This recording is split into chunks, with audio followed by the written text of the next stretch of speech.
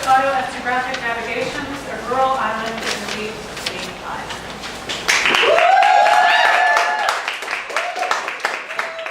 I just realized that uploading this made all the formatting go kind of wonky, so bear with us. There. Walking over here, I was very nervous, and I called a friend of mine from Islesboro, and she said, "You're really good at talking about Islesboro. You do it a lot." So I'm going to go ahead and do that. So my project for the last year was doing a reading autoethnographically of my life growing up in a small island community off the coast of Maine that is dominated by a seasonal tourism industry. A big part of how I thought of this and my time at Barnard is through a frame of elitism, which I defined as a combination of wealth and cultural capital that projects people into a ruling dominant class. So just to start, this is Islesboro off the coast of Maine. It's a 13-mile long island, like the same size as Manhattan, about, but much narrower. And it's a 20-minute ferry ride off the coast. So in this picture back here, this bottom third of the island is almost entirely waterfront mansions that are unoccupied during the winter, or mostly the entire year, the 3 months. And the northern 2/3 are year-round residents. And I didn't know exactly, words can't do it justice, but I did want to put in pictures in the slideshow to convey this idyllic landscape and the ways that shapes the creation of destination and like tourism destination and a fantasy location. So in my thesis, I go through so many different definitions of groups of people, many overlapping, intersecting, but for the purpose of this presentation, I'm just going to identify islanders, which are the 500 people that live on Islesboro year-round. In my thesis, I called them working class, and when I was pushed on that recently, I argued that even though there's a middle-class lifestyle amongst people in Islesboro, our class status is defined in relation to the people who come during the summer and that we work for. And in the summer, another like 2,000 people come, mostly residing in those mansions. And it's a level of wealth that also can't be conveyed. There's a picture later to try to give you a sense. So since a lot of this is about class and work and my work for a tourist economy, I wanted to just go through what I've been doing my whole life, which I started working in an office, or in the boatyard office, when I was 11. And then I've always supplemented that with babysitting, waitressing, bartending, house cleaning, and like all other islanders, I've only ever worked in the service of tourism. And in addition to this seasonal element of the tourist economy that we have, there's also a lot of cash-driven labor because there is no bank on the island, and we are able to charge really high rates because there's no labor coming from elsewhere. So I tend to make like $20 more bartending at home than I do here. But at the same time, the cash dependency plays a mutual benefit for year-rounders and and summer people. Yeah, so this is a piece of property all the way back there, and all of the waterfront. And so when I am talking about power throughout this thesis, a lot of it has to do with what has been codified for me in the gender studies program here, that I think I knew growing up on Islesboro, but realizing that power is multiple and is not often operating as you expect it. In particular, that my identity as a Barnard student is very recognizable and conveys a lot of privilege in spaces on Islesboro where I'm around summer people who think that elite institutions are really cool. And I have to lay it down a lot when I'm around my friends that I grew up with who think that it's pretty lame. So another big theme of my paper was this grappling with colonialism that goes along with being a ninth generation resident of this place. So my ancestors were part of a British settlement class after a lot of native expulsion here in Maine, and there were no Native American people on Islesboro when they showed up, but God knows what had happened before. And they ended up, without deeds, getting a lot of this land, which you'll notice is also the Dark Harbor land that the mansions are on, and some area up here, and this is where I grew up. So that level of generational wealth has really supplemented working class identity in my family in a way that I needed to address. And then later in the 19th century,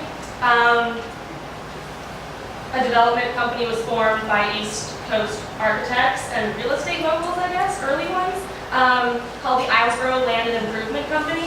And when I came across that in archives, I was so shocked to see this language that I feel like is pulled directly from these like neoliberal interventions that we're always talking about in school that have disastrous effects on global populations. So that company bought up most of that down lower area and turned those tracts over to wealthy buyers who built their mansions, and a lot of those houses have also stayed in families for 100 or so years. So if you want to know what feminist methodology is, I was talking to my participant when she told me that I was good at talking about Islesboro, because I was really interested in what she had to say, because she came to Islesboro in her teens, and I wanted to know like the ways that she felt like brought into a community, excluded from the community. And then the other person that I interviewed, like pretty informally, was a summer kid who's about my age. One thing that I was working really hard to resist was like moral judgment or gaze from the outside that I've seen a lot of upon myself. I've been the subject of as an island girl. So I wanted to make sure that I kept that out as much as possible. So the interviews and my own thinking led to like 3 chapters.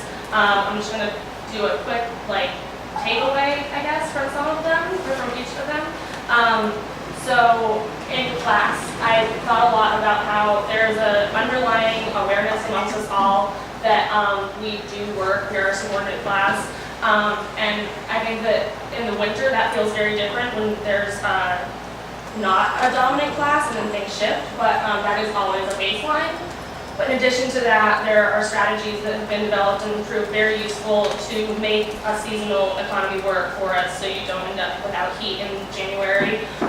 And then beyond that, the closeness to this elitism that we have access to, a lot of people have figured out how to use it, subvert it in their own service. And I figured out ways to do that on Islesboro and here. This is a quote from my summer kid participant who called it hedonism, because the party culture of Islesboro is extreme and dominates in the summer across classes. There is no one, I mean there are people, but classy people still get wasted.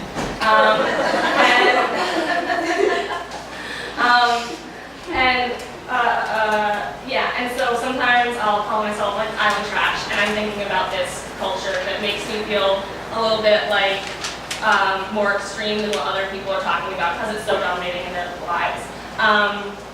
And I also am going to push back against Maddie's rural analysis by saying that I thought a lot about like a rural privilege that comes with a lot of space and a very limited policing gaze. There's only one police officer on the island, so I'm not for cops, but it is a bad stat. And yeah, for 2,500 or 500. And this is a quote from my friend, participant, that really resonated with me in this feeling of what we were doing that whole time that we were partying on Islesboro, and just kind of in these circles of doing nothing. Just that we found what was a really dysfunctional community, but at least it existed in this place that is very isolating. And then my last chapter, I really had to figure out how to craft this up because it was like my life. And I went to the Met Broyer has an exhibit called Mars and Hartley's Maine going on right now, and I went to that and was shaken because this man like used Maine in such an incredible way, not incredible way, but very similar to the ways I sometimes feel that I am using it, in that he was told that he needed to embrace regionalism, so he told everyone that he was the painter from Maine, and he found his way into the canon through that. Even though he hated tourism, even though he hated this packaging and selling of a place. And so I think a lot about how I use Islesboro, but also can push Islesboro further because I love it so much through these sorts of analyses. Yeah, thank you.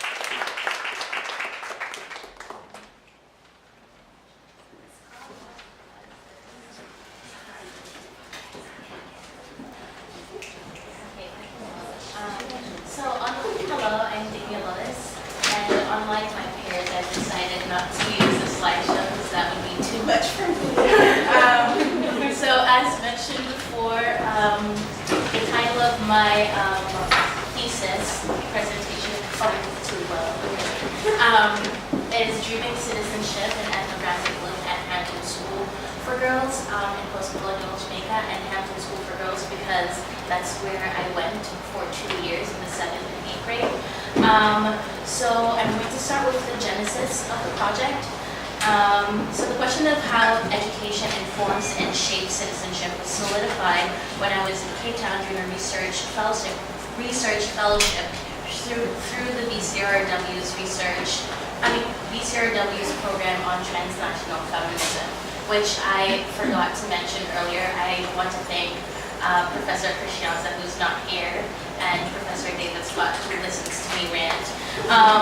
As I walked through the company's garden, which is the Dutch East Indian Company's garden located in Cape Town, there's an all-boys boarding school located next to the garden where the Dutch colonial settlers would dock to replenish their food sources, and it got me thinking about the proximity to power and citizenship and how the colonial state informs that.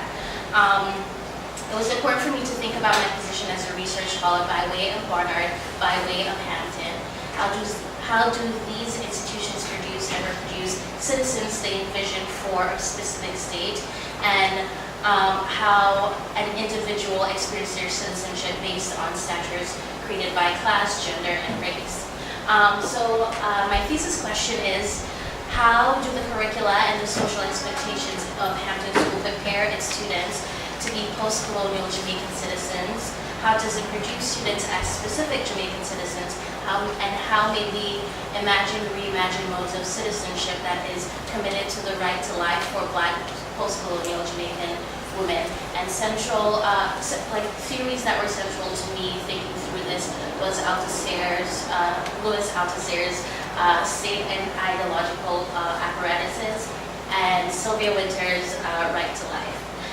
So as I kept thinking through my thesis question, other questions came up. What are the materials of citizenship? What are the limitations of citizenship when it is tailored to a specific class and gender? What was the colonizing project purpose in creating gender-specific institution for the post-colonial subject in Jamaica? So a brief description of Hampton School, the history. Hampton School for Girls is an all-girls boarding school located in Malvern, St. Elizabeth. It begins in the 7th grade and ends in the 11th or the 13th grade, depending on whether or not you decide to do lower or upper 6th. So 12th grade and 13th grade is the equivalent to, I would say, a 2-year associate degree program here. So in order for a student to be admitted into Hampton School, each student needs to take the grade 6 achievement test, which is a standardized examination that each student throughout the nation takes in order to be placed into high school. Hugh Monroe and Caleb Dickinson founded Hampton School in 1858 when sentiments and influences of the great revivalism was saturated throughout the island. And Monroe College, Hampton's brother school, which is located a few miles from Hampton School, were founded with the objective to provide a learning institution for the Black and brown poor children of formerly enslaved people, post-emancipation. So it's important to know that the money that was used to fund this is slave money, which shapes an engendered history for the post-colonial subjects of Great Britain. Okay, so what is citizenship in Jamaica?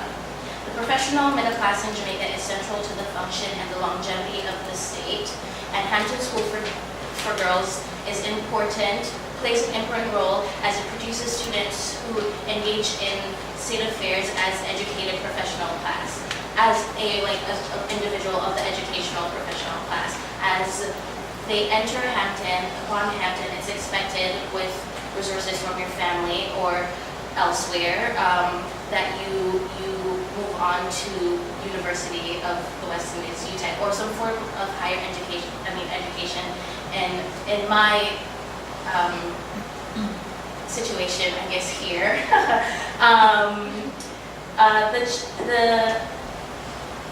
the trajectory is as follows. Students attend Hampton, a secondary school, and upon graduating after 5 or 7 years, the students are expected to form.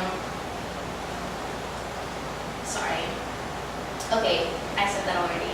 Okay, however, not every Hampton student follow this route, and thus allows young women without resources and the materials of citizenship to fall through the cracks. And the cracks I'm describing as a space where these young Black Jamaican women become vulnerable to the violence of the state. So as I work through this, I'm interested in what happens to people who do not have the materials of citizenship.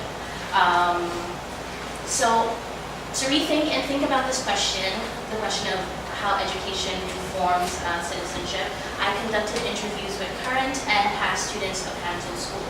In the interviews, there were some similarities in the experiences and the expectations they had for themselves as Hampton students, as well as similarities in how they were introduced to Hampton, which is usually some sort of familial association. Similarly to my introduction, because my cousin went there and she said to me, it's a really good school, you should go there. So I decided to go there, with of course my mother's guidance. Hampton as a boarding institution is unique in that the students' immediate family life develops into a sisterhood. So from their, I'm going to say nuclear because I'm thinking about what constitutes the typical Hampton student, like a student from a nuclear family of a middle class status. So that family relation transitions into a sisterhood that is made at the boarding school. The students live together in their dorms starting at age 12 until they're 19, and as 12-year-olds, they're faced with creating new lives that embodies that of a Hamptonian. That is what a Hampton student is called upon admittance. And the questions that were asked throughout the interviews, the baseline questions, were I asked the interviewees to locate their year, how did they find out about Hampton, which is usually through a family member, when and how did your family decide that Hampton School for Girls was best for them, and it's usually because it's the better of the two. There's 2 boarding schools in Jamaica, St. Hilda's, which is in St. Anne, and it's very different from Hampton, but that's not what I wrote about. Anyway, and how I asked the participants how they would describe their time at Hampton, and whether or not they would describe their experience at Hampton as one that was well-rounded, and what were their family's intentions of sending them to Hampton, and it usually involves having a good life. It's the same kind of repetition of words, having a good life, being like a good citizen of Jamaica, getting back to my community, which aren't bad things. I'm not locating Hampton School in a binary of any sort. And I asked the question, what do you say Hampton School prepared you for higher education for students who are currently enrolled in either the University of West Indies, and in the case there's a fellow student here, and how has your perspective been shaped by attending an all-girls school? So I'm going to give you an example, and in addition to interviews, I used the orientation guide that is and was given to students in their very first days on campus. So this is taken from the content of behavior. Hair must be well-groomed. Speech, students must speak in modulated tones on the compound and in the buses. Student must speak politely at all times. Standard English must be spoken at all times. And then there's on-campus communication, which regulates how the students interact with faculty and auxiliary staff. Students are not allowed to ask auxiliary workers, watchmen, bus crew, or visitors to purchase items at the shop, which there were very few because it was in the middle of nowhere. Students are not allowed to speak to visitors without first obtaining permission from masters or mistress on duty. Students must not converse with bus drivers, conductors, watchmen, or groundsmen, and students are not allowed visitors during school hours. So there's a specific grooming that happens in the living space and in the classroom. Then there's reproduction and citizenship, and thanks to Winters, Sophia Winters, and many of amazing scholars, which I developed from being in the Gender Studies Department and Africana's department here. Citizenship is right to life. Citizenship is right to protection from the state. Citizenship is the right to hold the government accountable by using resources made available. And education is an important material of that citizenship. Hampton School is generative for a specific kind of subjugation that aligns with the purpose of the colonial project, that the colonial project had in mind for Black post-colonial Jamaican women. Why is it important to look at Hampton School? There isn't going off of the intention of the colonials project focus on education of the post-colonial women subject, because during the founding of the school, it was post-emancipation, and these students, or potential students, were not considered citizens of Jamaica. So thinking about how that continues to shape what happens currently. Education creates spaces of malleability and control by investing in structures. The colonial power structures ensures a specific type of sustainability. Yes, and Hampton School provides data for us to think through the importance of collective. So having young women from the ages of 12 through 19 living together, eating the same food, wearing the same things, going to worship at the same time, being regulated by the same time schedule. There's intention in that sort of specific. So moving forward and thinking about the practices of citizenship and how I came up with the idea and the thought about dreaming citizenship for the post-colonial Black women in Jamaica. The project has shown me that there is much work to be done in regards to thinking and dreaming about citizenship in Jamaica. And for me, engaging with art has been a way of doing that. And going forward, that's what I will be doing. Yeah, so thank you.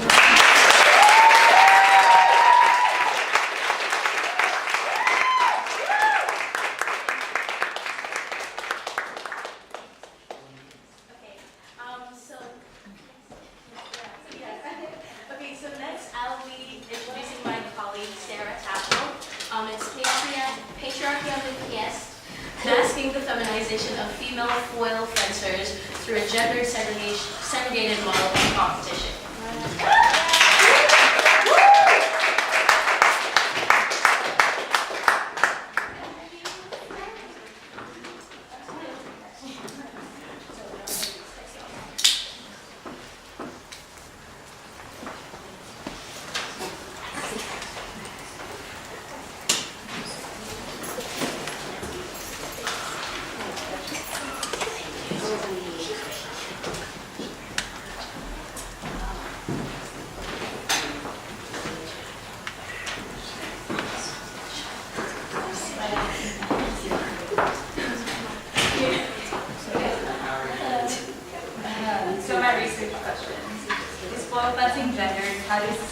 notions of femininity and masculinity affect fencing performance, and how does gender-segregated model competition gender the bodies of women?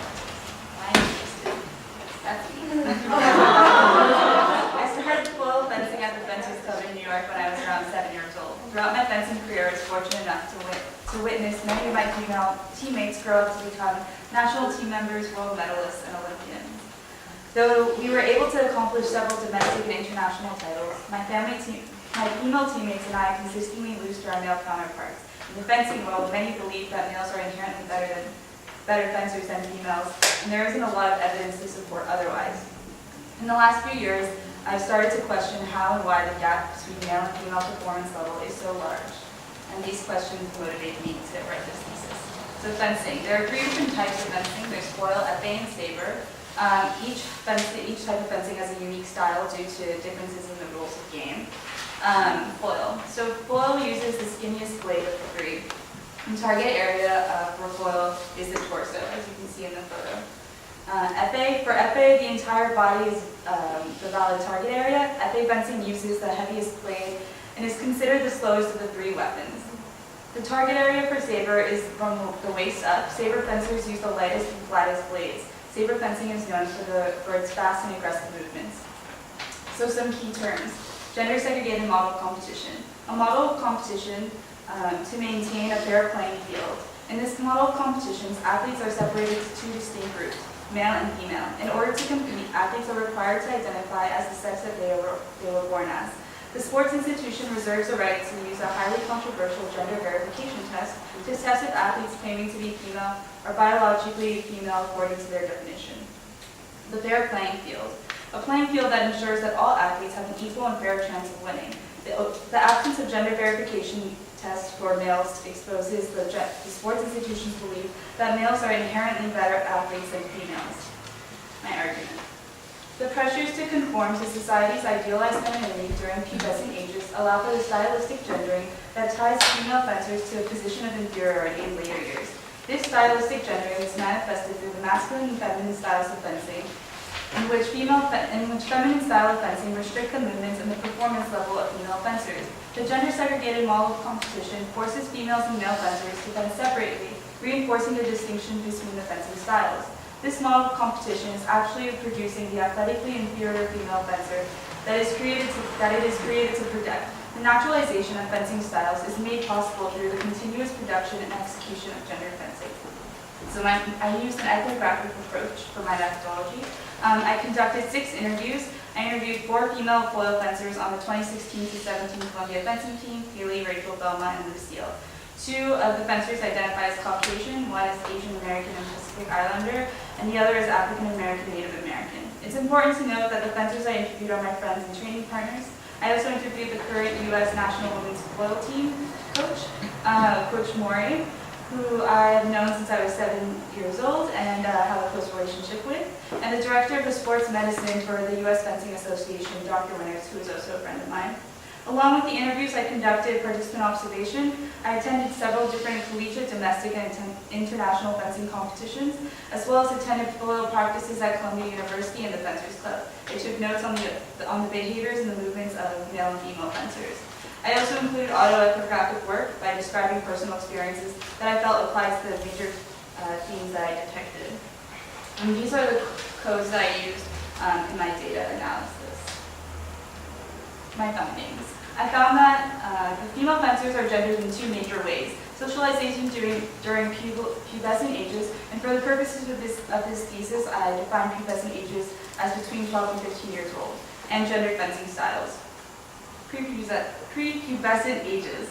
Given that the fencers at this age are still developing their muscles and learning the foundations of foil fencing, male and female fencers have similar fencing styles. During this age, fencers are able to participate in mixed-youth local competitions. Through my research and personal experience, I found that female fencers typically beat male fencers at these competitions. Coach Maury explained that he has observed young female foil fencers as generally more serious and focused, which allows them to beat their male counterparts. Socialization during pubescent ages. However, with age and increased exposure to external socialization, this hierarchy is flipped. Male fencers consistently beat females.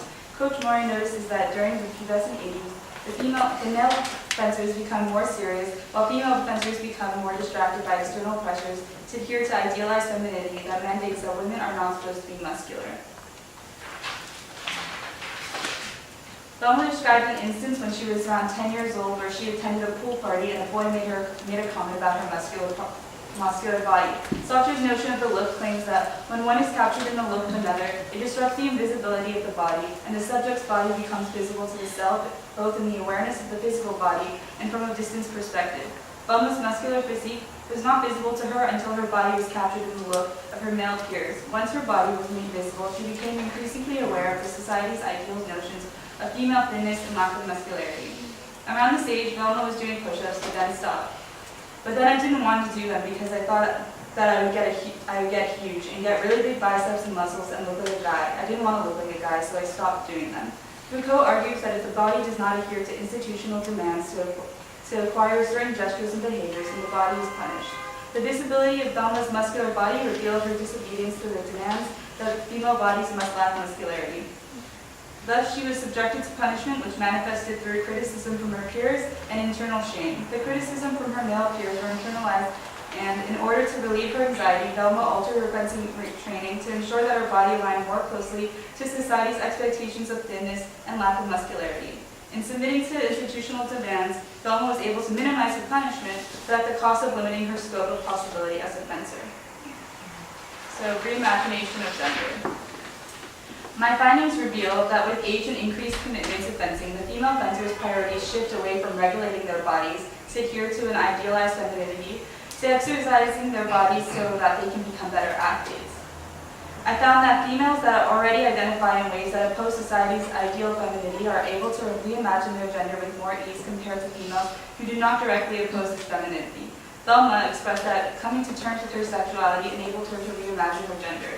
It is freeing to not care or be concerned with the preferences of the male gaze. This did not have a huge impact on the way I approached fencing training in relation to my body, but was definitely a positive thing for me to realize that my masculine, muscular body type is not my ideal. As I realized that the sexual opinions of men was not something that interested me or applied to me, I was further freed and relaxed in my aesthetic appearance as a function for training for my sport. However, those who more closely identify with the idealized femininity still experience feelings of shame and embarrassment. I definitely think I'm battling that every day, and I have to remind myself to go easy on myself because fencing is one of the most important things to me, and you're just going to have to deal with what you get with the whole body type thing, because that's just part of the sport and it's something that you have to accept. Though some females are able to reimagine their gender with more ease, others, like Lucille, must compromise this ideal feminine gender that she has internalized in order to achieve her desires to become a more successful fencer. So, gendered fencing styles. Through my research, I found that there are two distinct fencing styles, which I term the masculine and feminine styles. Fencers typically fence in a gender style that matches their gender identification.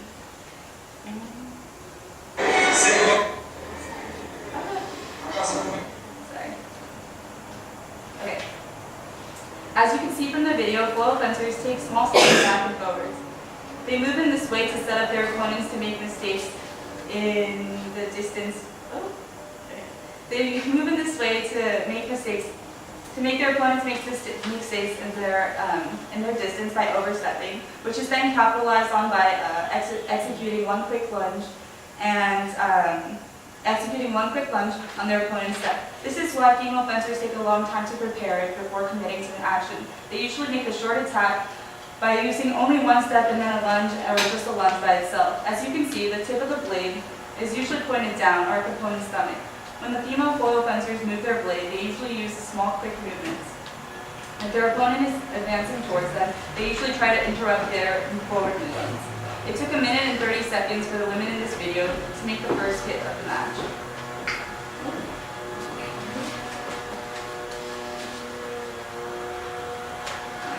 Male fencers are typically faster than female fencers. As soon as the match begins, one of the fencers initiates their attack and pushes the other fencers to the end of the strip. When the male fencers come forward, they take large quick steps and finish with a quick lunge. Unlike the feminine style, there is a lot of back and forth. Male fencers allow the opponents to push them to the end of the strip and then either parry their attack, displace their body, or start with their own attack. As you can see, the arm movements of the males are much larger than the females. When male fencers are moving forward, they make large circular motions with the tip of the blade. This style of fencing is more physically demanding because female fencers do not typically move their bodies in this way. They often have trouble keeping up with the male fencers, which causes them to lose the match. So in the time that it took for the women in the last video to get their first hit of the match, which was 1 minute and 30 seconds, the score of this bout would be 9-7. Okay, so coaching. Women are constantly taught how to act like a woman. In fencing, the most influential teacher, of course, are the coaches. Coach Murray explained that for male and female fencers, the male and female fencers may be taught the same actions. The way in which they are taught differs. Coaches take more time explaining the strategy behind the specific actions with male fencers than female fencers. With females, coaches set up circumstances in which to use the actions, but not talk about why it is used. By discussing tactics with male fencers more than with female fencers, coaches are producing a strategic male fencer and a reactive female fencer. This makes sense when considering the active nature of male fencing and the reactive nature of female fencing. The naturalization of fencing styles is made possible through the repeated stylized actions that are specific to male and female fencers.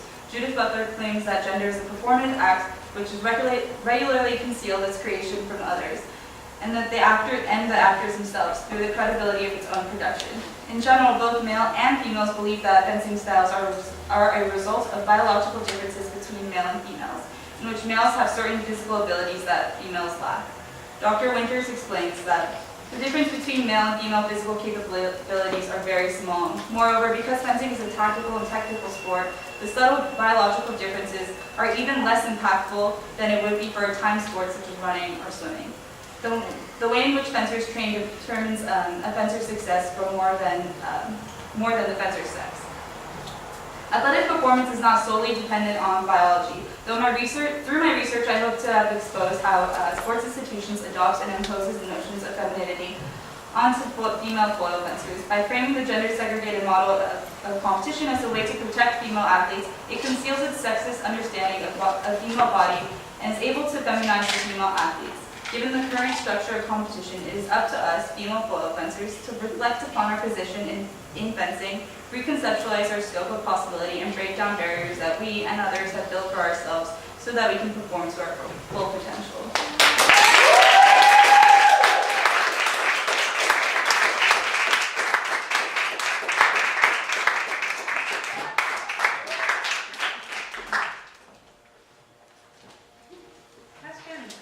Questions or comments for our panelists?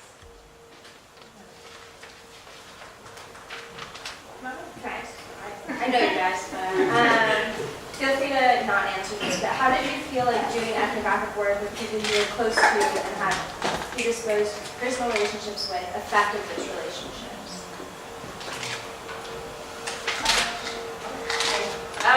Well, I think this was a very big learning experience for me. I definitely learned a lot more about my teammates and friends who I've known for several years. So it was actually an experience that I think brought us closer together. I don't think it was weird at all. And I would definitely confide in them about this kind of stuff too. So it's a good experience. Well, for me, sometimes I felt like sometimes I assumed the answers to a lot of the questions, and I was surprised more than not when some of the things weren't like in line with what I was thinking, and then also I was just critiquing myself the entire time about the ways I'm like intellectualizing like this work, which is important, it's important work, but it's like also like that was like a real factor in this, trying to like do the work, but also like be critical, and not having that stop what I'm doing or trying to do. So yeah. I feel remarkably similar to that. Like it felt like, why are you doing this intellectual work on something that is done just fine all this time without being intellectualized? But the main participant that I researched was my friend, and we are usually just talking about crazy island stuff anyway.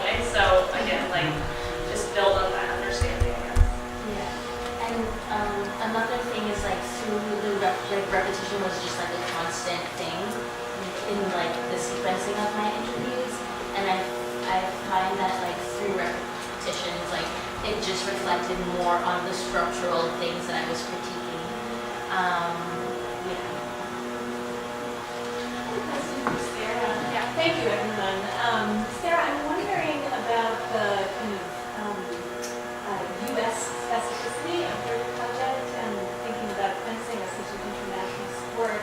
And I'm wondering, I know that's not what your research was on for this project, but whether you think that the findings might be different, or if you think that there's anything that might be interesting about making more kind of internationally or transnationally. Yeah, so in terms of fencing styles, I think the two videos I showed actually were at the Olympics. I should clarify. The Olympics, so that was an international competition, and then the other one was at a World Championships. And those were both like finals and semifinals of those competitions. So, and as like, I've been fencing since I was 7, so it's been about 15 years, and I've traveled to a lot of international competitions, and I've seen the way both female and male fencers fence, and it's pretty much like the same fencing styles. I mean, everyone interprets it a little different and has their like own like uniqueness, I guess, about it. But like generally, female fencers will still fence the same way across countries. Based upon your findings, this is for all of you, if you had the time and the money to expand your ethnographies, where would you go and who would you look at? Well, I think I would do this work, but then do it to St. Hilda's, the school that I mentioned earlier before. I think right now I'm focusing on Jamaica because, like I said, I think there's just a lot of thinking to do and a lot of like work around that. And it just feels weird to say like, where would I go if I had all this money to do ethnographic work? But that funding is a real thing with like ethnography, I've come to find, because like you have to like, there's timing, and then like people's schedules don't always work, and then your schedule and aligning that, and sometimes interviews don't feel right, even if it's like with someone that you know. But yeah, my answer to that question would be I would still do more interviews at Hampton and then extend it to St. Hilda's. I guess I would interview more fencers. I only interviewed 4 fencers, and I know one thing I did when I incorporated into my thesis was a discussion about race. Unfortunately, because I only had 4 participants, I didn't have enough material to speak to it. So I'd definitely just be interviewing more fencers, female fencers, and maybe male fencers. So I think we only have time for one more question. Well, I see two hands.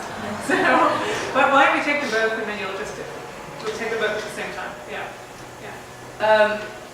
I guess I of course go first, and I don't really have a fully formed question.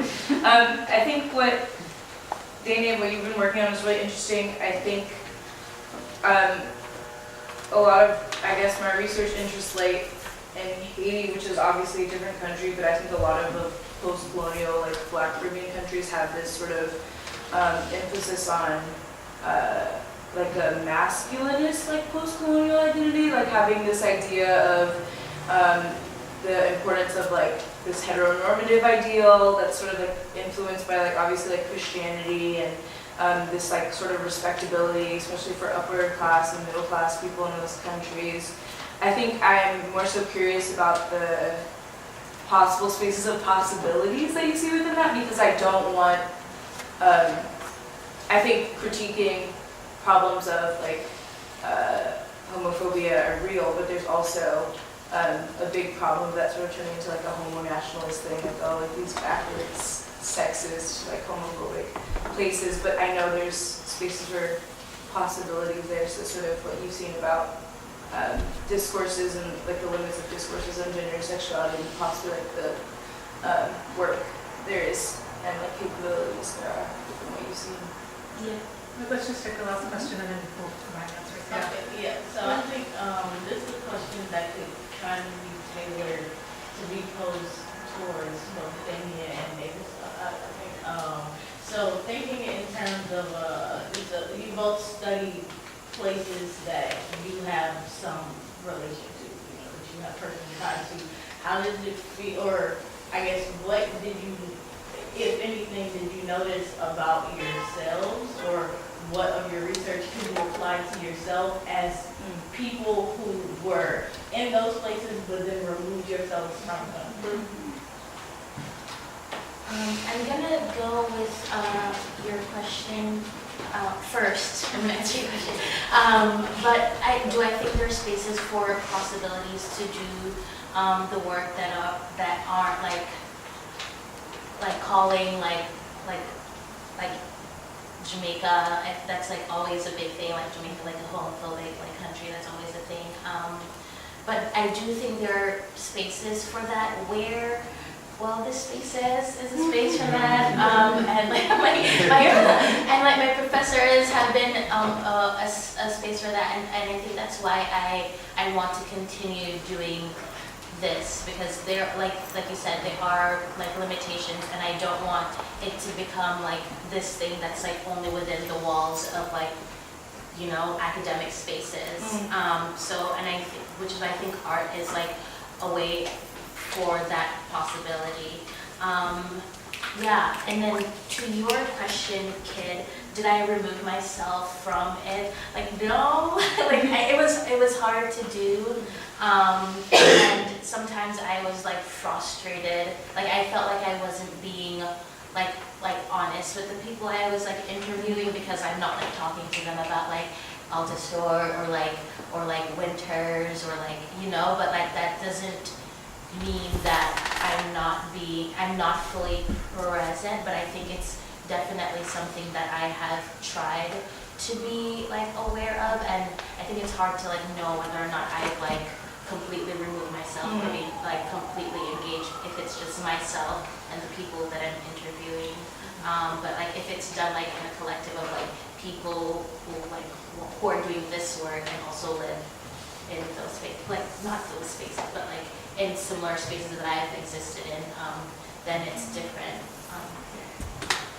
Yeah, it was like the most emotional labor I've ever done, I think, because I like had way less interviews even than them, and a lot of it was just making sense of these things that I like built up and up and up, and then 4 years of things that like were all disparate even within like a discipline, and then putting that all together. It was like very gratifying, but very, very difficult.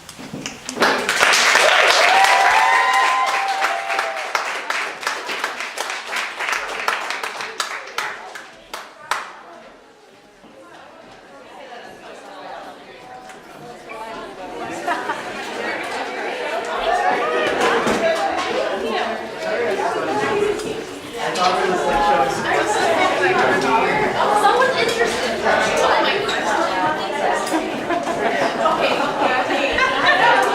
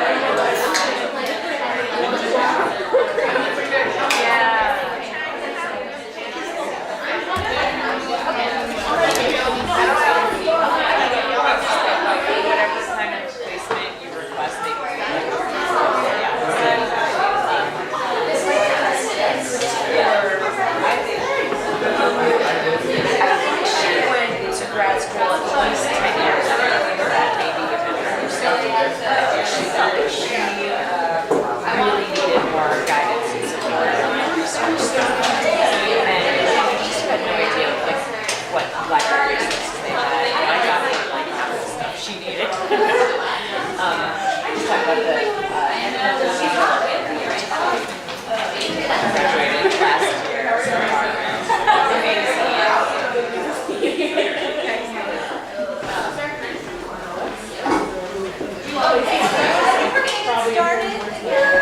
Yeah. Okay. Panel, gender, sexuality, and cultural production, and our first speaker, Audrey Gordon. Hi. My name is Audrey, and my presentation is titled Refiguring Romanticism, Chinese Women Pianists in the American Conservatory. So the three main questions I seek to address are, how do Chinese women respond to two romantic traditions that animate musical performances in China and the United States? How do Chinese women pianists refigure romantic regulations in their relationships to the piano? And the broader question I seek to address is, what ramifications does this have on the way that we think of performance as a feminist endeavor? So this is an image of Yu Wang, who's a famous Chinese pianist. She was performing at the Hollywood Bowl playing Rachmaninoff's Third Concerto, which is a very piece for solo piano. Critics responded to her presentation and her attire, describing her attire as, quote, stripper-wear and inappropriate. And I propose that critics are not necessarily responding to her performance or her interpretation of musical works, but their compliance with romantic ideals. So these ideals claim a performer bridges two discrete selves, that is, an extra-musical self and a performing self. Referencing this chart, the normative romantic performance demands the disappearance of the extra-musical self in the pursuit of so-called pure conveyances of Western classical music. The extra-musical self, as you can see here, entails one's social and political attachments in the world. Those attachments should be excluded from the pure performance. Musicologist Suzanne Cusick explicates the role of the body in pure performances, and she conceives of the body as the site of a strategic disappearance. She calls this the spectacle of the disappearing self, where the extra-musical self disappears in the service of performing the composer's true ideals. Suzanne Cusick also states the romantic demands for the time-bound self to disappear and bringing the music and composer to life feels like being a subaltern person, the member of a muted group, and other. As seen in this quote, the woman performer's act of bringing forth a normative good performance could be construed as a real and metaphorical performance or spectacle of cultural hegemony, or a perpetuation of patriarchal constructs through the act of romantic performance itself. This affirms how the study of women classical performers becomes a feminist endeavor that necessitates a critical examination of the sophisticated ways that Chinese women refigure these dominant frameworks. First, let me clarify what I mean by romanticism. As you can see in this painting by Caspar Friedrich, which depicts the trope of the wanderer, Caspar Friedrich encapsulates the individual's sublime relationship to nature, epitomizing the romantic imaginary of the individual facing the world. Romantic music, on the other hand, is best encapsulated by the statement by E.T.A. Hoffman. He states that instrumental music must avoid all senseless joking and triviality, to be taken as absolute music and not to serve some definite dramatic purpose, and it comes to us from the unknown land. Hoffman calls for an absolute music that is bestowed by a higher entity and transcends external social or political functions. Hoffman's notions have become deeply entrenched in the body of performance strategies of Western classical musicians. So in the next few slides, by investigating the Chinese and American conservatory context specifically, I argue that Chinese women tacitly disturb these romantic demands by making their experiences as transnational subjects central to their performances. So starting with the Chinese context, along with Confucian ideals and the institution of the one-child policy in the 1980s, the piano and other solo instruments like the violin and cello emerged as a tacit means of cohesion for the new configuration of the nuclear family which the Chinese populace came to after the Cultural Revolution. I was fortunate enough to hear about the experiences of 11 Chinese women pianists who were born and raised in China and moved to the US to attend American music conservatories and are currently pursuing careers in music as piano teachers, soloists, or chamber musicians. When I asked them about their experiences with the piano in China, this is what I heard. Yifan Yin says, "My mom spent most of her savings to get me this big toy. My family used to live in the northern part of China, but we moved to Beijing in order to get a better education of my studying on piano. My parents got separated since then, and they had a lot of fights, as I remember." Yue Jiamin Ying says, "In my 5th grade year, I started working at the Shanghai Conservatory. My mother and I went to Shanghai once a week. It took 5 hours to get there and 5 hours back. They had to work harder during the weekdays so that they could go with me. To be honest, learning music almost took all the money in my family." So clearly, no families in Korea struggled to accommodate the piano, for which they relocated, changed jobs, and even separated. I thus propose that the piano can be construed as the material center of the Chinese nuclear family, where the placement of the piano in the home negotiated and regulated relations between Chinese parents and their one child.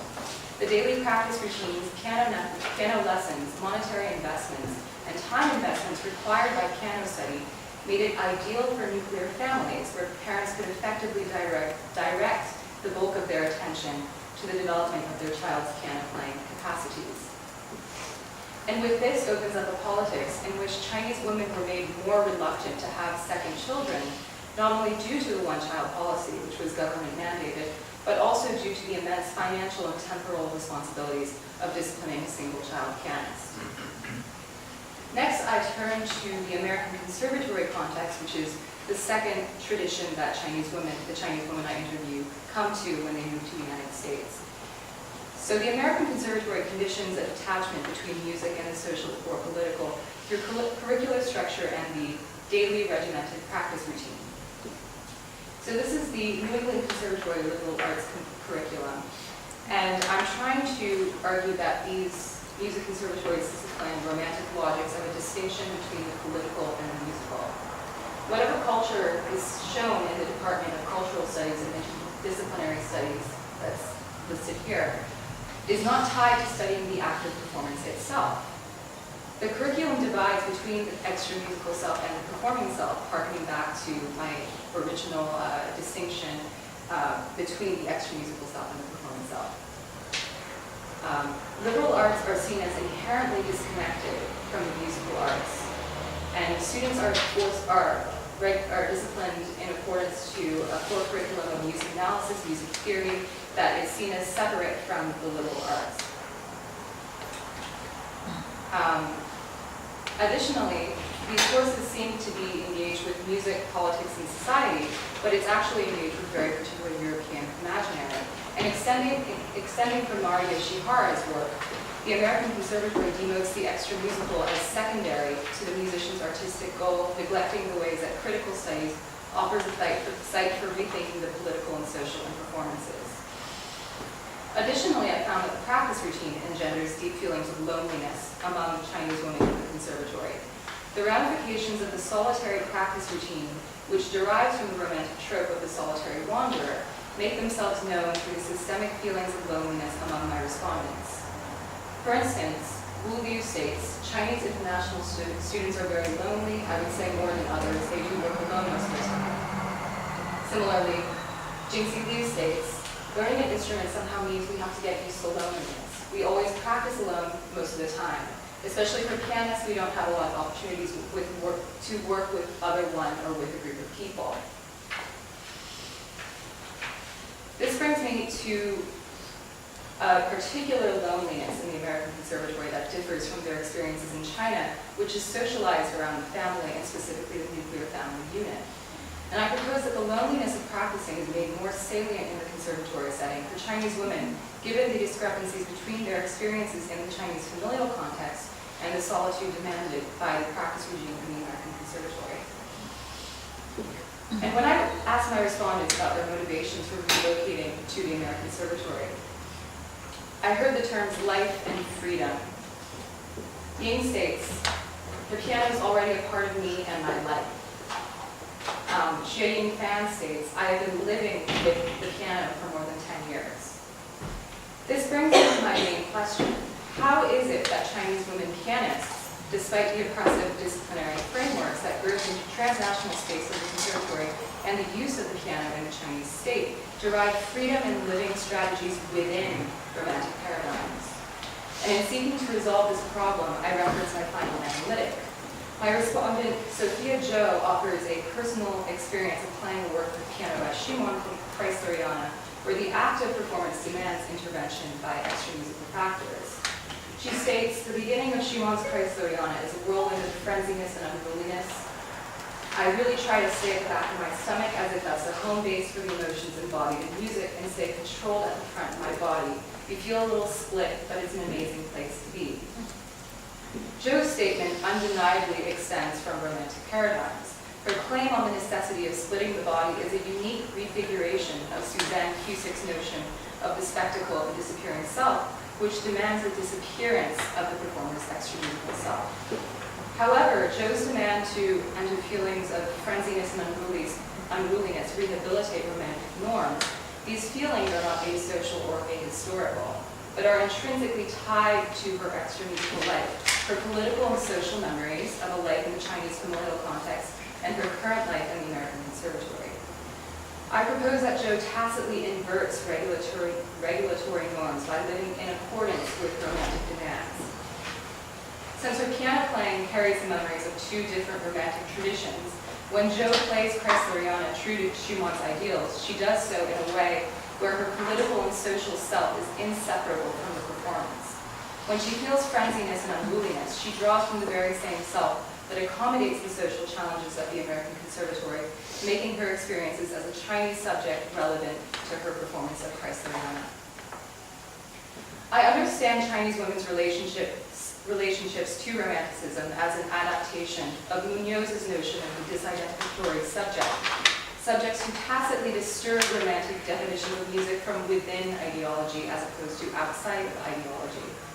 Where romanticism was once a means of foreclosure in both the Chinese and American contexts, Chinese women, by living in alignment with romantic ideals, hence living within ideology, invert these so-called oppressive forces into productive devices for personal expression. In conclusion, performance is not an act of submission, but a means of self-constitution.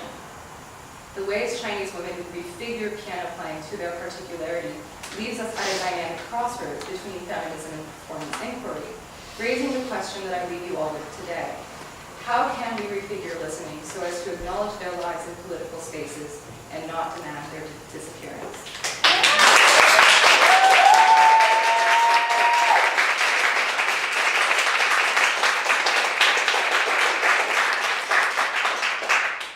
So next up is Alex Diaz-Alaman.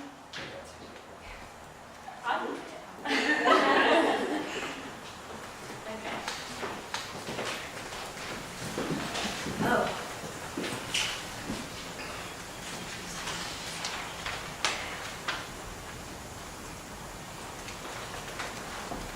Hello, I'm Anastasia Zalman, and my title of my project is I Was Born Twice, Middlesex and the Undoing of the Bildungsroman. So in my thesis, I argue that the non-cisgender Bildungsroman challenges the mode of development that the Bildungsroman traditionally endorses, specifically by using the novel Middlesex as a case study. In this presentation, I want to draw attention to three main questions. What is growth? How are ideals of literary forms subsumed by ideas of growth? Louder? How does eugenics affect how we should think about ourselves? So, the Bildungsroman. What is it? The Bildungsroman is a novel, roman, which demonstrates the formation, bildung, of a character. The Bildungsroman is what we colloquially refer to as a coming-of-age story, and it offers a glimpse into adolescent characters on the limen of adulthood. The telos of the Bildungsroman is, quote, not to write the life, but to write a prologue of a life, end quote.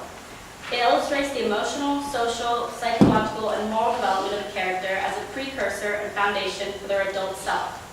The Bildungsroman emerged at the turn of the 18th century with Goethe's Wilhelm Meister widely acknowledged as a pioneer in its field. This first foray into the genre and its many successors are based in the idea that living is an art which may be learned, and that the young person passes through the stage of an apprenticeship in learning it, until at last he becomes a master. So essentially, the Bildungsroman roman encapsulates these stages of apprenticeship, and at the end of the novel, after undergoing these stages, our protagonist is a master at living. This teleological model development and maturity is the cornerstone of the Bildungsroman genre. This idea of growth and development of self assumes that a character is in command of more knowledge, sounder judgment, better morals, and a more unified sense of self at the end of the novel than they were at the beginning. The Bildungsroman exhibits the passage of the self through time in an even and conventional way, in which knowledge serves the protagonist well through maturity. Currently, the Bildungsroman describes growth in terms of an episode or series of episodes that propel the protagonist linearly and positively towards a static destination of growth. For example, some common Bildungsroman elements are flight from home, sexual awakening, seeking a vocation. Through these steps, a character progresses towards adulthood, maturation, sophistication, assuming that these concepts are fixed and attainable. This narrative is facilitated by a cisgender binary development that uses sexual development as a corollary for emotional and moral development. The plot of the Bildungsroman encapsulates this threshold between childhood and adulthood. It follows a character from boyhood to manhood, and girlhood to womanhood, implying the physical manifestation of adulthood somehow heralds emotional and moral maturity as well. So here's where Middlesex comes in.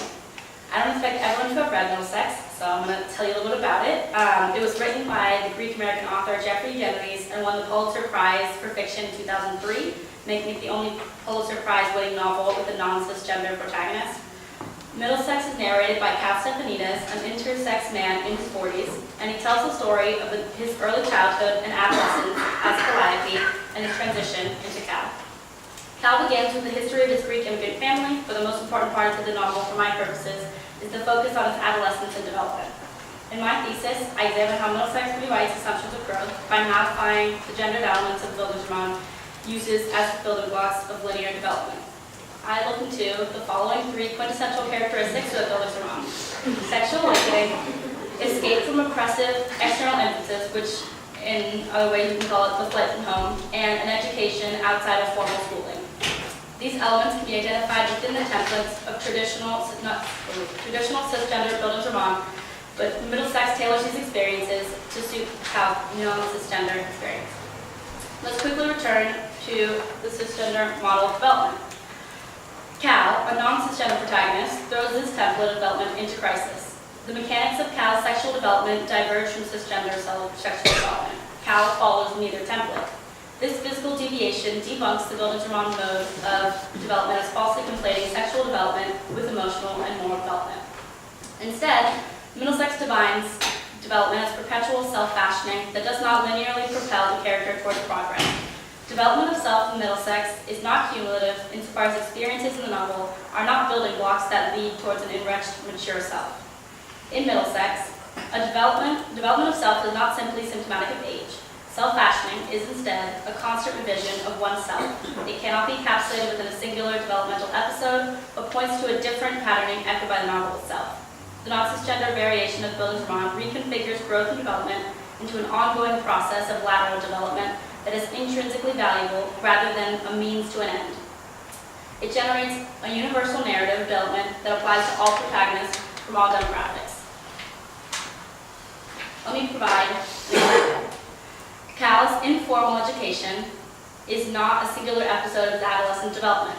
Cal's informal education continues throughout his life. He is always learning about himself informally through his struggle with identity and unity. In this way, Cal's development never ends. He may be approaching an ideal developed self, but is not meant to be attainable. Cal is becoming more mature, knowledgeable, and socially and morally developed, but he does so throughout his life and doesn't have a linear or clear trajectory there. The novel is an emblem of Cal's development in middle age, in addition to his adolescence. The parallel lines of growth for the same protagonist at different stages of life illustrate that growth is continual and lateral. The same character experiences hurdles and triumphs continually. The juxtaposition of their experiences and growth is enriched by their age difference and the discrepancies between their crises. Both Callie and Cal struggle with identity and sense of self, but this struggle manifests itself differently within a teenage girl and a middle-aged man. Cal, the narrator, makes strides even from the outset to the close of the novel. And I happen not to be a political person. I don't like groups. Though a member of the Intersex Society of North America, I have never taken part in its demonstrations. I live my own life and nurse my own wounds. It's not the best way to live, but it's the way I am. And the next one reads, I'm an expert in the underground life. Is it really my apolitical temperament that makes me keep my distance from the intersexual rights movement? Couldn't it also be fear of standing up, of becoming one of them? So towards the beginning of the novel, Cal is describing himself and his behavior in definite, negative terms. Cal unequivocally states what he is, what he is not, what he doesn't like, and what he doesn't do. Jessica is limiting for people to see Cal as what he's not male, not female. He limits himself by claiming what he is not. There is limited nuance and effort to explain himself beyond claiming that this is the way he is. Cal is falling prey to the same developmental trajectory that Eugenides challenges. Cal asserts that he simply is, as if identity is static after adulthood, as if development and change is for adolescence. However, as Eugenides has demonstrated, how people are is subject to change. Once one is an adult, it does not make them exempt from or immune to change. In the second passage, Cal questions the claims he made about himself. Cal, at 41, is still garnering an education through informal avenues. Informal education is not a pit stop for adolescents on their journey to adulthood. It is a recurring theme. Further, as we have seen time and again in this novel, Cal's development can manifest itself in unlearning. The first passage expresses certainty and clarity of identity, traditional hallmarks of maturity. On the other hand, the second passage voices uncertainty and self-doubt about identity. While these qualities seem more characteristic of a pre-adolescent Bildungsroman character, Cal exhibits these well after adolescence and demonstrates tremendous maturity in doing so. Cal is developing through his disidentification and unlearning as much as through identification and knowledge. Cal's development is an infinite process in which he grows laterally in lieu of up. There's no point at which Cal is completely developed, but most importantly, this does not inhibit Cal's happiness, the relative happiness of perpetual self-fashioning. In conclusion, the template for development that the Bildungsroman endorses is linear, productive, and episodic. Eugenides Middlesex rejects the developmental mode of the genre, while presenting a viable alternative. Middlesex undermines the idea of fixicity and organicity that the Bildungsroman views development with. It does not deny the inevitability of nature, but the way that it is experienced is not predetermined. Individuality and Cal's ability to reconstitute himself is what gives his identity and self meaning. His growth, development, and struggle of perpetual self-fashioning are constructive and have intrinsic value irrespective of where they take him. Self-questioning and undoing is a kind of growth in which one unlearns the things that are given and imposed upon them. The clarity that the Bildungsroman often seeks is precisely what's being undone in this novel. Middlesex retains patterns of the genre so that it's still recognizable as a Bildungsroman, but it ultimately creates distance from the Bildungsroman by displacing this fixed concept of development.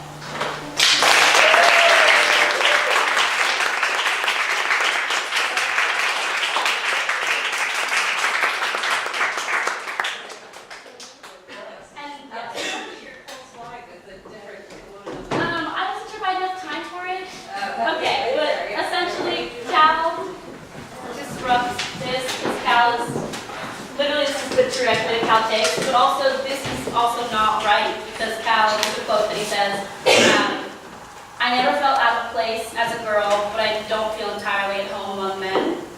So Cal is socially a girl and a man, but Cal is also neither, but also both. I don't know, guys. So next we have Emily's grant.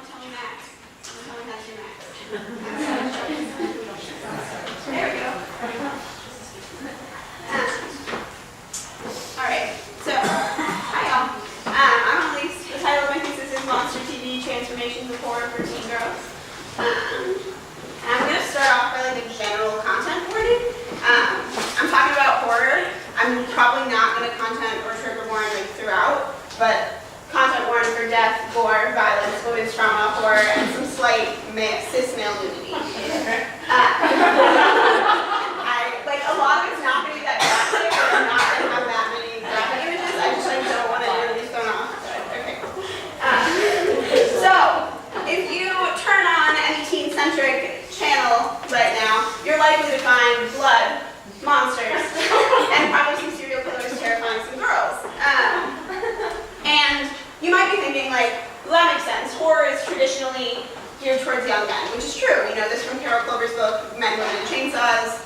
Horror is traditionally viewed by young men, but you might be surprised to find that these three images are all from the longest running, currently running programs of geared towards teen girls on the three largest teen-centric networks. So those are Vampire Diaries of the CW, Teen Wolf of MTV, and Pretty Little Liars of Freeform, which was previously ABC Family.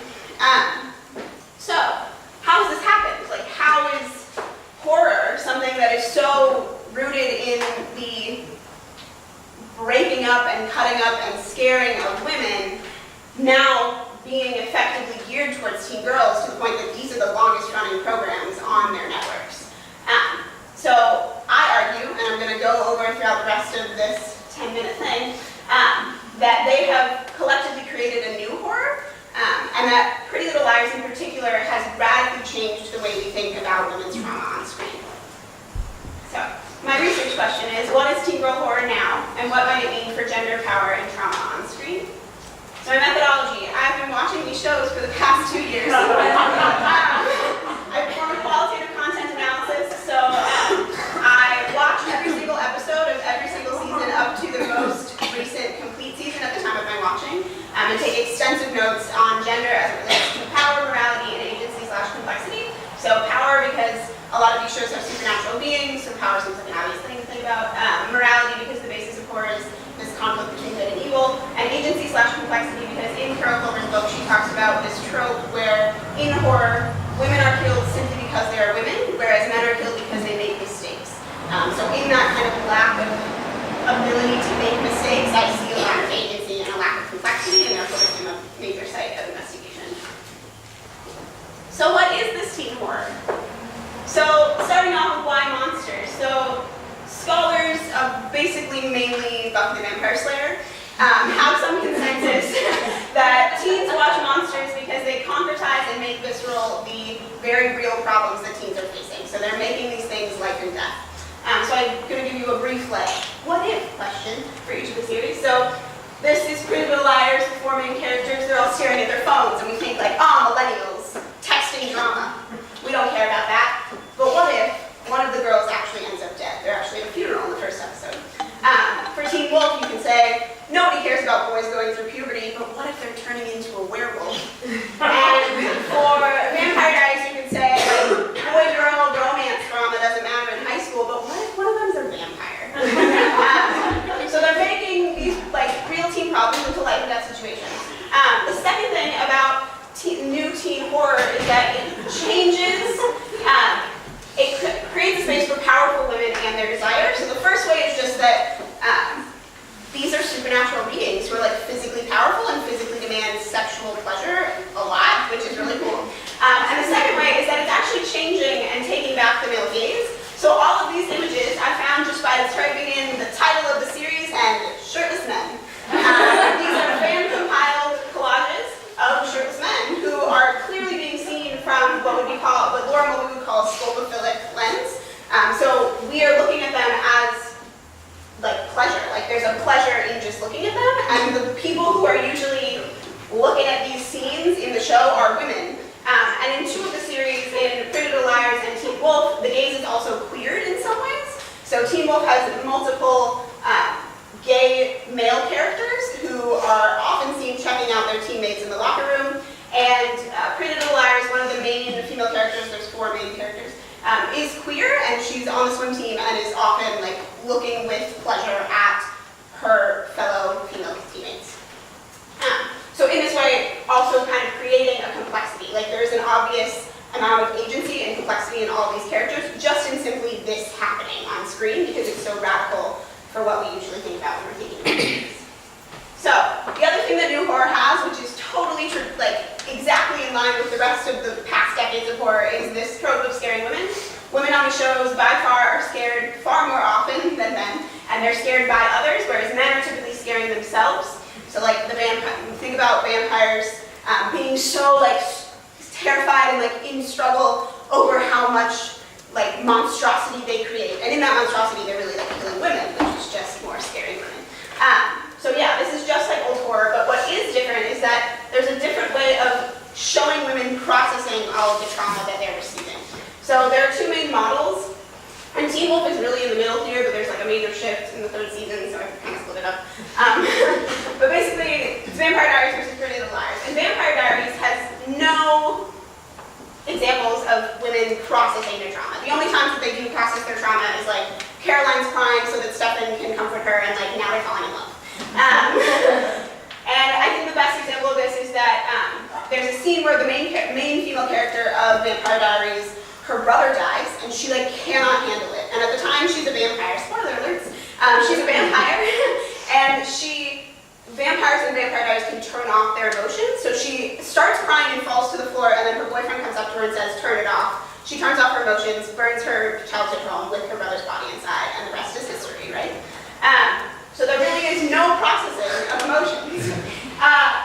In huge contrast, though, Pretty Little Liars is a series entirely about women processing their trauma. In fact, there's only like 2 or 3 big scares per season. Really, the whole show is about how they deal with all those big scares and how they're dealing with the more nuanced intricacies of what's going on.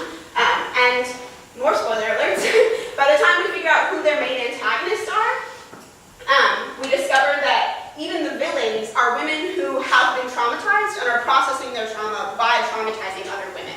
So really the whole series is women processing trauma on screen. And it's also a show about them processing trauma together and learning to keep going together. So there's a community building in this, which kind of pushes back on Tanya Modleski's articles about ensemble casts in soap operas. So in the 1970s, Tanya Modleski wrote about how soap operas with their ensemble casts and like women identifying with multiple characters who are in conflict really never have, they have what's called a process without progression, meaning things are happening but they never really get to resolve anything. But with Pretty Little Liars model, I argue you get something which I would call a process with progression, which is they're going through all these things and actively, with the ensemble cast, being able to work through what they've gone through. So I have 2 clips. Oh, this is so weird. Let's see how it goes. These are 2 clips of Pretty Little Liars processing trauma. So to give some context, the girl there is Hannah. She's one of the main female characters of Pretty Little Liars. And her boyfriend is Caleb right there. This is briefly after she was trapped in what can best be described as a dollhouse for 3 weeks with the other main characters, but separated and traumatized for those full 3 weeks. While she was there, she was kept in what he's going to call a silo, but he was kept in a room that was an exact replication of her room, and this is kind of her day-to-day reactions in dealing with what happened to her. Oh, that volume is not on. Oh, yes. I just want to change my room. And I want to change it now, not just the wallpaper, everything. Hannah, we were in that silo. That was not my room. This is my room. Are you going to help me or not? Help me with the steamer. So I think this shows that when I talk about women processing trauma, I'm not just talking about women like sobbing into some like women sobbing forever. Like that's what I'm talking about processing trauma. And that's not what I'm talking about.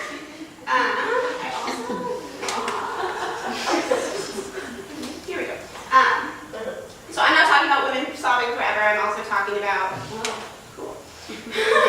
women dealing with trauma on a day-to-day basis and what that looks like.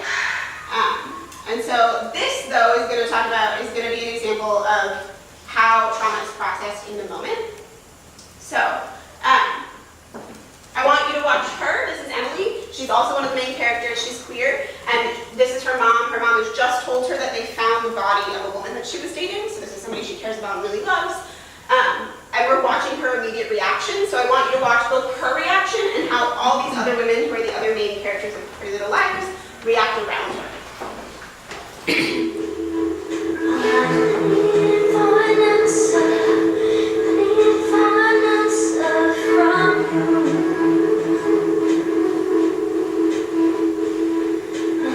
Give me an answer that just makes no sense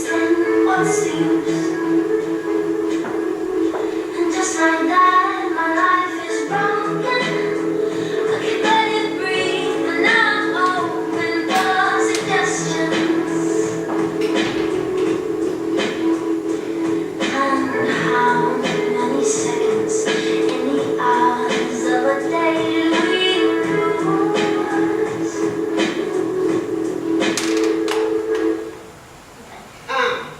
what I think is important about that clip is that it shows, first off, that is kind of what we think about when we think about women processing trauma, right? She's crying, this is immediately in the moment. But what is really powerful about it is the ways in which the women around her immediately catch her. So I don't know if you noticed, but Spencer, you could see her, one of the other girls, you could see her hands on Emily's waist, physically holding her up immediately after hearing the news. And then as she starts to cry and fall more, Spencer moves over and physically catches her on the side as the other two girls reach to her, and like the immediate reaction is to like catch this girl. And they're also experiencing the same trauma of discovering it at the same moment. But there's something so powerful about having these images on screen. So, the new horror. What is it? It concretizes teen problems. It makes women powerful, sexual, complex beings who take back the gaze. And it keeps women scared, but we're moving towards something where that trauma is processed. And I think this new process without progression is so incredibly powerful because it's providing this example where women are complex beings and saying there are some times when you don't get the agency that you should be afforded. There are times when you are traumatized and these things happen.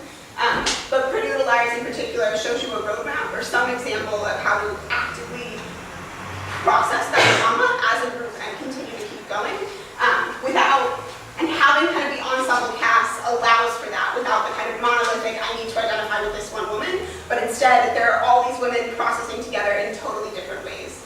And I think that that in itself is really radical.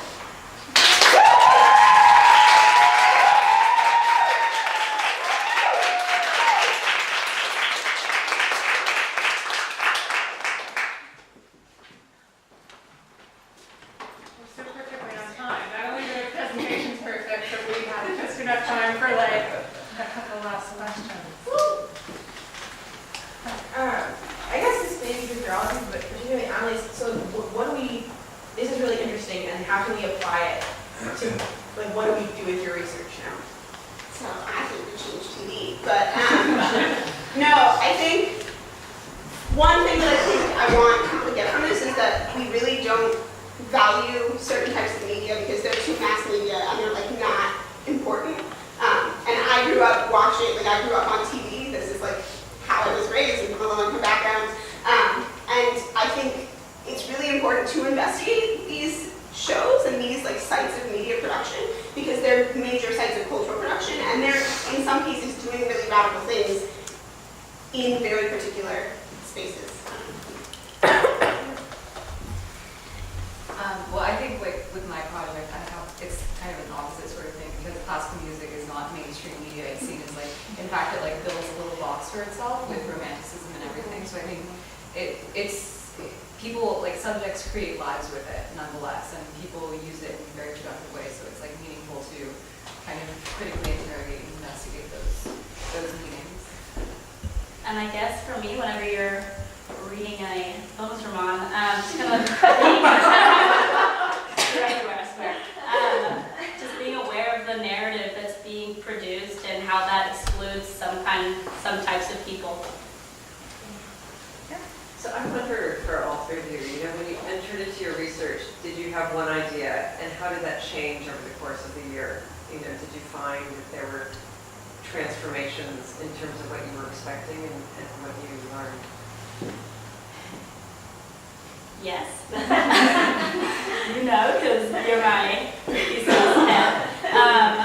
I started with the non-cisgender villains roman, but I just kind of started looking at like the differences between male and female templates, but there's a lot of literature on that, so I wanted to take it in a new direction because I kind of started uncovering how development is something that's not necessarily, a new pattern of development doesn't just benefit non-cisgender protagonists, but all protagonists, and how we kind of view ourselves and read ourselves into these narratives of coming of age and how we see ourselves as adult selves.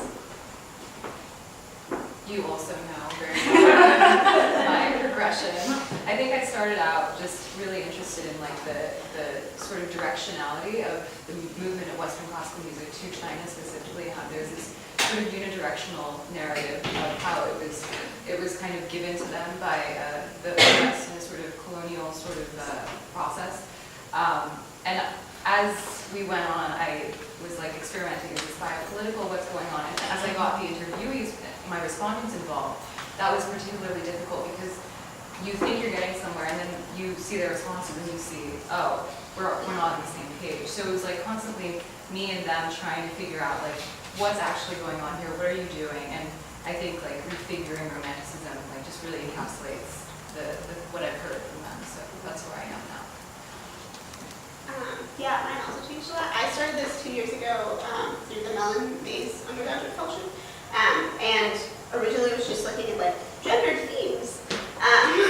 And then this past semester, actually, Professor Bernstein like pointed me towards looking like why are these all monster shows and what does that mean? And I was already really interested in trauma studies. I'd done trauma research in Professor Britton's class actually, and basically like found this and realized that I'm like really passionate about it. One last question?